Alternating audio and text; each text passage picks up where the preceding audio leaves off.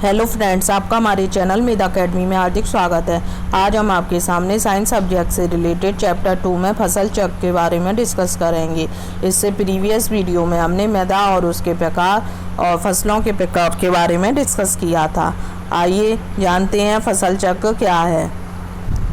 फसल चक्र क्या है? फसल चक्रण। आइए सबसे पहले समझते हैं फसल चक्र किसे कहते हैं। भूमि में किसी निश्चित भाग पर निश्चित समय में फसलों को हम इस प्रकार से बोते हैं कि भूमि की उर्वरा शक्ति ना कम होने पाए और हमें उपज भी अच्छी मिले। इसे ही हम फसल चक्र के नाम से जानते हैं। एक फसल के बाद दूसरी फसल लेने की क्रिया को भी हम फसल चक्र के नाम से जानते हैं। इसमें भूमि की उर्वरा शक्ति भी नष्ट नहीं हो पाती और हमें फसल भी अच्छी मिलती है। आइए पढ़ते हैं। किसी खेत में एक निश्चित समय में एक फसल के बाद दूसरी फसल लेने की क्रिया को, जिससे भूमि की उर्वरा शक्ति नष्ट न होने पर फसल चक्रण कहते हैं। अर्थात भूमि के किसी निश्चित भाग पर नियत समय में फसलों को इस क्रम में बोया जाए कि भूमि की उर्वरा शक्ति भी ना कम होने पाए और उपज भी अच्छी मिले। इस प्रकार की अदला बदली को हम फसल चक्रण के नाम से जानते हैं। इस प्रकार से हम सरल शब्दों में कह सकते हैं कि एक फसल के बाद दूसरी फसल लेने की क्रिया, जिससे भूमि की उर्वरा शक्ति ना कम होने पर, उसे हम फसल चक्र के नाम से जानते हैं। या फसलों को एक निश्चित भाग पर नियत समय में इस प्रकार से बोया जाए कि फसलों की उर्वरा शक्ति भी ना कम होने पर और हमें उपज भी अच्छी मिल सके। इसे भी हम फसल चक्र के नाम से जानते हैं। फसल चक्र के सिद्धांत। फसलों से अच्छी पैदावार लेने के साथ साथ भूमि की उर्वरा शक्ति सुरक्षित बनाए रखने के लिए और अधिकतम आर्थिक लाभ कमाने के लिए निम्नलिखित सिद्धांत अपनाने चाहिए। नंबर 1, गहरी जड़ों वाली फसलों के बाद उथली जड़ों वाली फसलें। गहरी जड़ वाली फसलों के बाद उथली जड़ वाली फसलें बोनी चाहिए। इससे दोनों फसलों की पैदावार अच्छी होती है। इसमें दोनों फसलें एक ही सतह से भोजन न लेकर विभिन्न सतहों से अपना भोजन प्राप्त करती हैं। इस प्रकार से हम कह सकते हैं कि गहरी जड़ वाली फसलों के बाद हमें उथली जड़ों वाली फसलों को बोना चाहिए। इससे दोनों फसलों की पैदावार भी अच्छी होती है और दोनों फसलें एक ही सतह से भोजन ना लेकर अपनी विभिन्न सतहों से भोजन लेती हैं और भूमि में उर्वरा शक्ति भी कम नहीं हो पाती और हमारी उपज भी अच्छी होती है। इसमें दोनों फसलों को उचित मात्रा में भी भोज्य पदार्थ मिलता रहता है तथा भूमि की उर्वरा शक्ति भी अधिक कम नहीं हो पाती।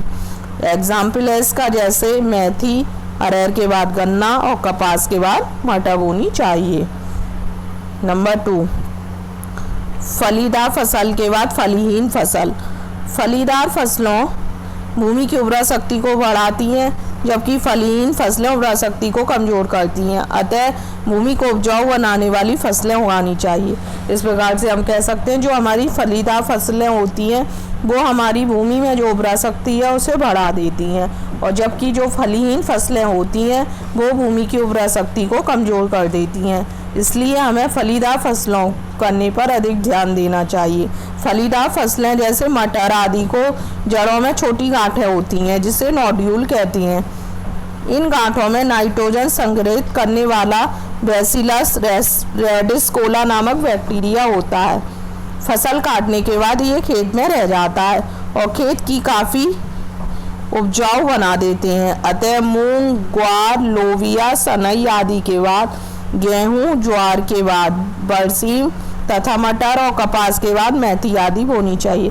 इस प्रकार से हम कह सकते हैं जो मटर होती है उसकी जड़ों में छोटी छोटी गांठें होती हैं जिसे हम नोड्यूल कहते हैं। इन गांठों में इन नाइट्रोजन संगठित करने वाला एक बैक्टीरिया होता है जिसे बैसिलस रेडिस्कोला के नाम से जानते हैं। जब हम फसल काट देते हैं तो वो खेत में रह जाते हैं, जिससे कि हमारे खेत जो होती है वो काफ़ी उपजाऊ हो जाती हैं। इसलिए हमें फलीदार फसल के बाद फलीहीन फसलों को ही बोना चाहिए। नंबर 3, अधिक खाद चाहने वाली फसलों के बाद कम खाद चाहने वाली फसल बोना। अधिक खाद चाहने वाली फसल जैसे आलू, तंबाकू, गन्ना, मक्का आदि को काटने के बाद हमें कम खाद वाली फसलें बोनी चाहिए। क्योंकि फसलों के कटने के बाद भूमि में पर्याप्त मात्रा में खाद शेष रह जाती है, जो कम खाद चाहने वाली फसलों को उपयुक्त पोषण प्रदान करती है। सरल शब्दों में हम कह सकते हैं, जो अधिक खाद वाली फसलें होती हैं, जब हम उनकी कटाई कर देते हैं तो खेतों में काफ़ी खाद रह जाती है। उससे हम ऐसी फसलें बो सकते हैं जिनमें उसी खाद में हम फसलों को उगा सकते हैं, मतलब कम खाद में जो उग सकती हैं। इसलिए हमें जो अधिक खाद वाली के बाद कम खाद वाली फसलों को ही उगाना चाहिए। नंबर 4, अधिक पानी चाहने वाली फसल के बाद कम पानी चाहने वाली फसल। फसलों में लगातार अधिक पानी देने से भूमि में वायु संचार रुक जाता है और वायु संचार के कम अथवा बंद हो जाने से आवश्यक रासायनिकों का आदान प्रदान भी रुक जाता है, जिससे लाभदायक बैक्टीरिया अपनी क्रियाशीलता खो बैठते हैं। ऐसे भूमि में हानिकारक खरपतवार पैदा हो जाते हैं और फसलों की पैदावार कम हो जाती है।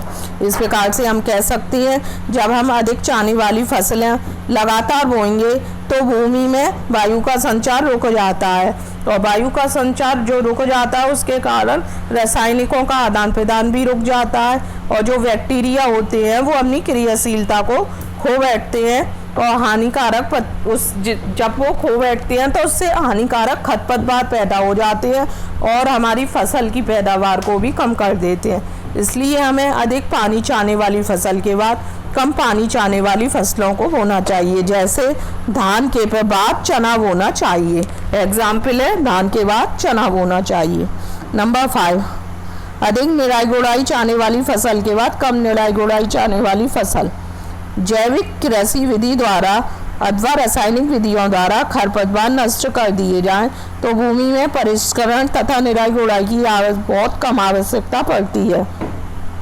अधिक गुड़ाई जुताई से करने से भूमि की संरचना पर प्रतिकूल प्रभाव पड़ता है, जिससे फसलों की उपज धीरे धीरे कम होने लगती है।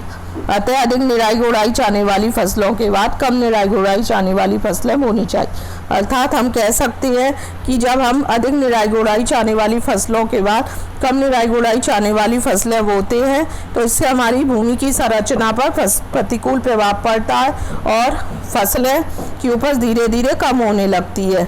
अतः अधिक निराई गुड़ाई चाहने के बाद कम निराई गुड़ाई वाली फसलों को ही हमें बोना चाहिए, जो इसी क्रम में होनी चाहिए। ऐसा नहीं हो कि अधिक निराई गुड़ाई चाहने वाली फसल के बाद फिर भी हम अधिक निराई गुड़ाई चाहने वाली फसलों को ही बो दें। इससे हमारी भूमि की संरचना पर प्रतिकूल प्रभाव भी पड़ेगा और हमारी उपज भी कम होगी। इसलिए हमें अधिक निराई गुड़ाई चाहने वाली फसल के बाद कम निराई गुड़ाई चाहने वाली फसलों को बोना चाहिए। इसका एग्जाम्पल है, आलू के बाद तंबाकू, मक्का के बाद मटर और अथवा चना। नंबर 6, भूमि को कम जीवाश्म प्रदान करने वाली फसल के बाद अधिक जीवाश्म वाली फसल। ज्वार, अरहर, कपास आदि फसलें जो अपनी पत्तियां भूमि पर छोड़ती हैं,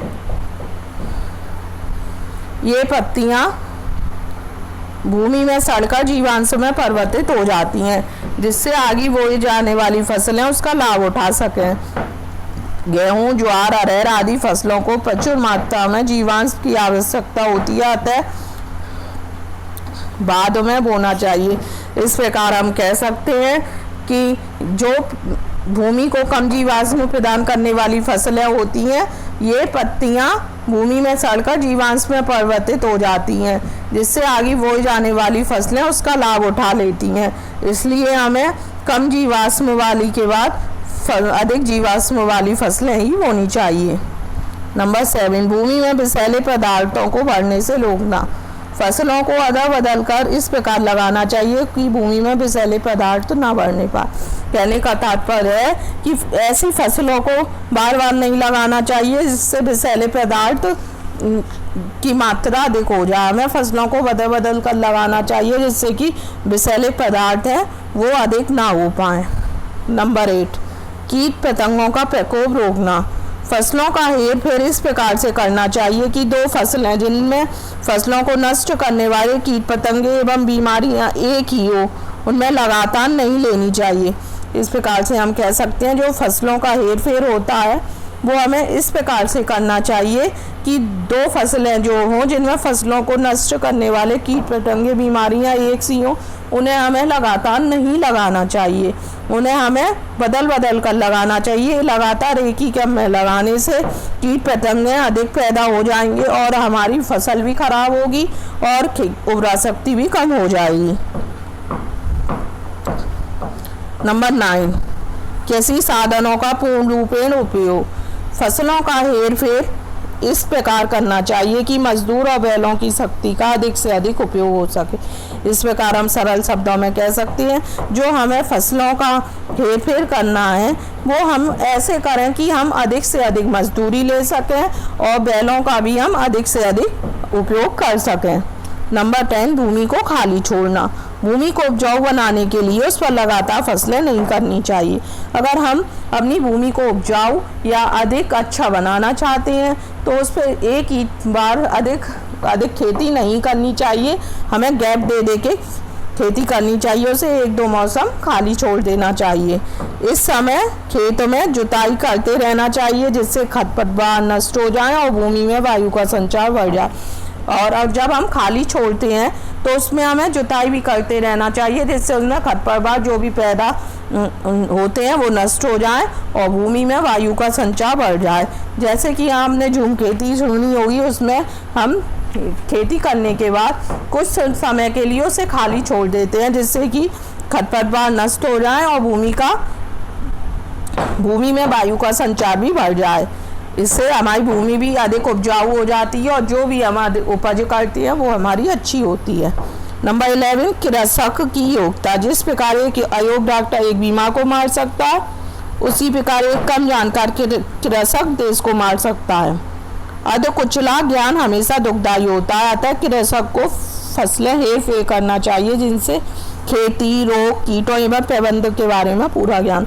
इस प्रकार से हम कह सकते हैं जो भी किसान है, जो भी खेती करे उसके बारे में उसे पूरी जानकारी होनी चाहिए। ऐसा नहीं है वो अधूरी जानकारी के आधार पर खेती कर ले और उसे ये भी ना पता हो कि कौन से रोग होते हैं, उसे जो भी फसल उसने उपजाई है उसमें कौन से रोग होते हैं या कौन सी खाद लगाई जाती है या कितना पानी देना है, इस सब के बारे में उसे पूर्ण ज्ञान होना चाहिए। अपूर्ण ज्ञान के आधार पर खेती नहीं करनी चाहिए, उसी की खेती करनी चाहिए जिसके बारे में उसे पूरी जानकारी हो।